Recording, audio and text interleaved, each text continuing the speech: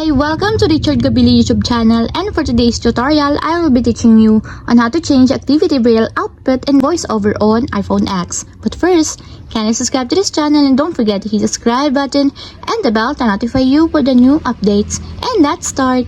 Using your iPhone X, from your home screen first, go to Settings.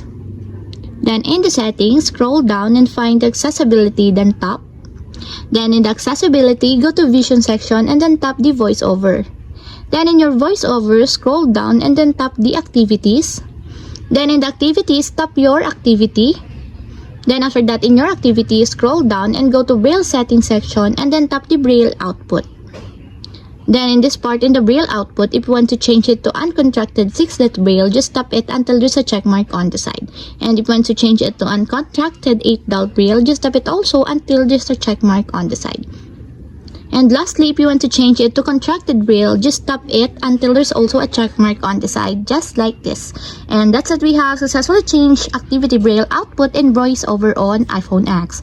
If you have a question, can you comment down below, and don't forget to hit the subscribe button and the bell to notify you for the new updates. And thank you for watching!